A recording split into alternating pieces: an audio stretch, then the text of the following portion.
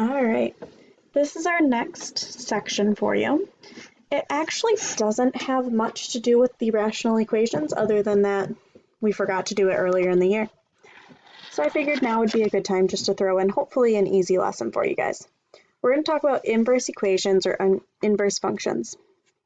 They're the opposite of an equation. And when an equation is composed with its inverse, or when a function is composed with its inverse, you should get 1. But the most important part is that you guys know how to find an inverse. First thing you're going to want to do is replace your f of x with y. Then you're going to switch all of your x's and y's. So if it was an x, then it's going to become a y is going to become an x. Solve for y. And then you're going to switch your y to this f with an exponent of -1 of x. This symbol really just stands for an inverse function. So it should be pretty simple. Let's look at example number 1. I'm going to go with blue today. So first thing I'm going to do, I'm going to replace f of x with y. So y equals 3x plus 5. Next up, I'm going to change all the y's to x's and all the x's to y's. So x equals 3y plus 5.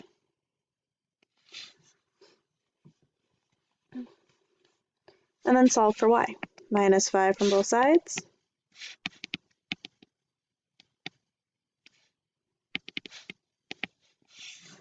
Let's make that look like a prettier 5. And divide everything by 3. I can't write today. So I end up with x minus 5 over 3 is equal to y. My last step is going to be to change that y to our new symbol. So f inverse of x is equal to x minus 5 all over 3. So it's really just a lot of switching around and then solving. Let's look at example number 2. Switch this to y.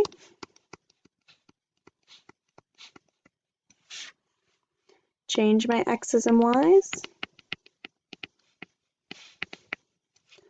Solve for y.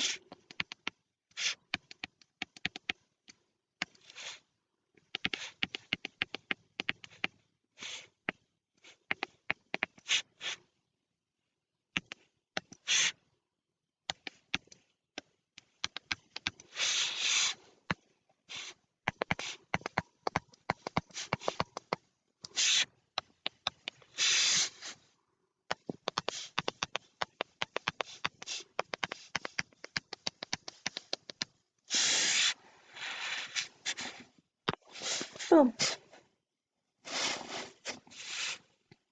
Let's look at something a little bit more challenging. We have a square. So same thing. I'm going to say y equals x squared minus 17. I'm going to switch my x's and y's. So x is equal to y squared minus 17. And then I need to solve. So I'm going to take care of my squared last.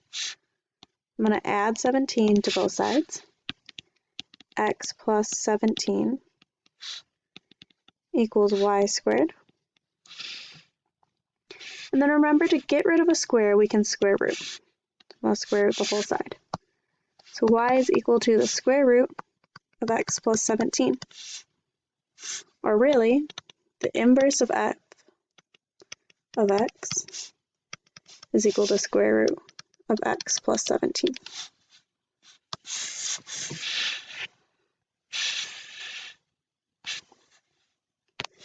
If I look at number 4,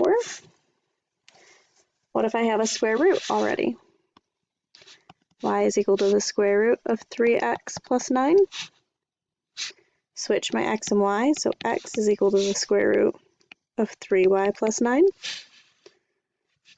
I'm going to take care of the square root first, because everything else is underneath it. So I'm going to start by squaring everything. That cancels out my square root. So x squared is equal to 3y plus 9. Subtract 9 from both sides. X squared minus 9 is equal to 3y. Divide everything by 3. So y is equal to x squared over 3 minus 3. Or really, f inverse of x is equal to x squared over 3 minus 3.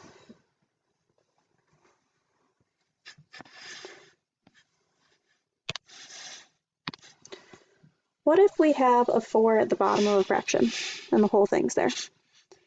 All of our steps stay the same.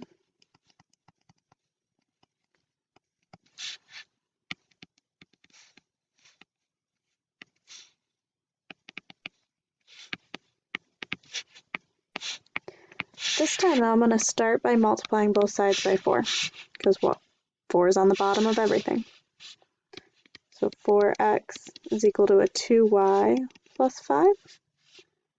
Subtract my 5. 4x minus 5 is equal to 2y. Divide everything by a 2. 2x minus 5 over 2 is equal to y. So f inverse of x equals 2x minus 5 halves.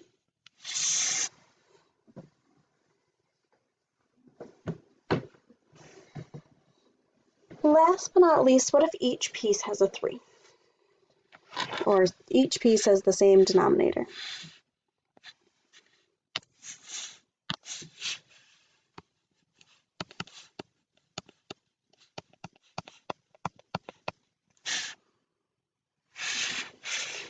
Switch the x and y.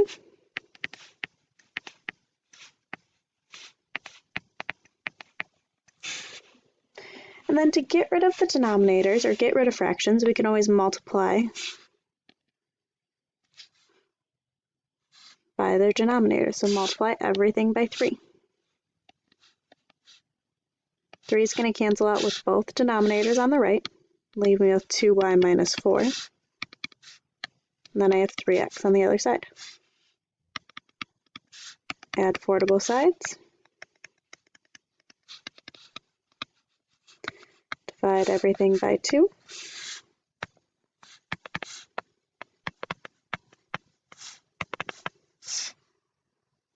Or in other words, the inverse of f of x is equal to 3x over 2 plus 2. Done. Like I said, hopefully it's a pretty easy section for you. You do have a homework assignment on Google Classroom. And there you go. Have a great day.